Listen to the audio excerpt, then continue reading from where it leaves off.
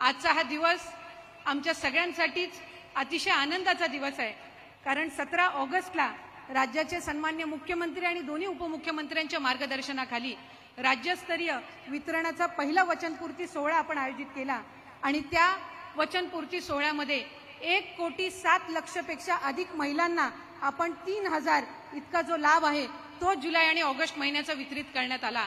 आणि आज 31 ऑगस्ट रोजी 1 ऑगस्ट पासून 24 ऑगस्ट पर्यंत ज्या माझ्या माता भगिनींनी या योजनेअंतर्गत अर्ज केले त्या पात्र अर्जांचे जवळपास 52 लाख भगिनींना आजच्या या सोहळ्याच्या निमित्ताने आपण 3,000 इतकी जो त्यांचा सन्मान निधी आहे हा वितरित करत आहोत।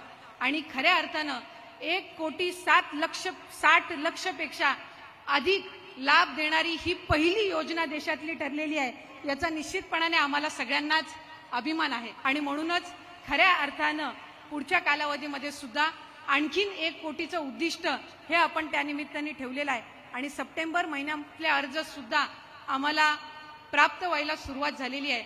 आणि जे उद्दिष्ट आपण महायुतीच्या सरकारने ठेवलेलं आहे की आपल्याला 2.5 कोटी महिलांना सक्षम करायचं आहे, तो 2.5 कोटीचा टप्पा हा लवकरात लवकरच आपल्या मार्फत त्या ठिकाणी पार केला जाणार आहे, याचा एक विशेष आनंद त्या निमित्ताने आहे।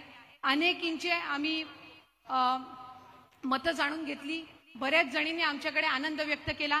आज सकाळी साहेब नागपूर विभागातील आपण 5.25 लाख महिलांना आपण आज सकाळी त्या ठिकाणी त्यांचा जो सन्मान निधी आहे तो वितरित केला आणि त्यांच्या सगळ्याच जणींकडून आपल्या सगळ्यांचे आपल्या तिघांचे प्रामुख्याने आभार मानले जात आहेत।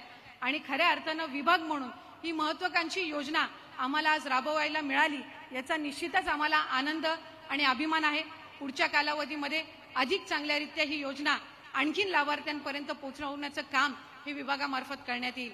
विभाग म्हणून हा निर्णय घेतलेला आहे की जे काही 50,000 फॉर्म रिजेक्ट झालेले आहेत यांना सुद्धा पुन्हा फॉर्म भरण्याची संधी ही आपण सप्टेंबर महिन्यामध्ये देणार आहोत। त्यामुळे कोणीही या योजनेअंतर्गत लाभापासून वंचित राहणार नाही हा प्रयत्न विभाग म्हणून करत आहोत।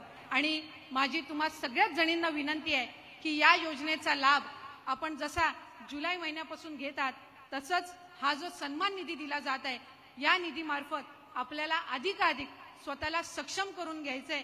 आणि म्हणूनच या योजनेअंतर्गत आम्ही जॉईंट अकाउंटचा नियम न ठेवता तुमचं स्वतंत्र खातं असावं हा नियम ठेवला, कारण ज्या वेळेला तुमच्या स्वतंत्र खात्यावर डीबीटी येतो आणि त्याचा मेसेज ज्या वेळेला तुमच्या मोबाईलवर त्या ठिकाणी पाहायला मिळतो त्यावेळेला तो आनंद हा आपण कुठल्याही दुसऱ्या आनंदासोबत याची तुलना करू शकत नसतो।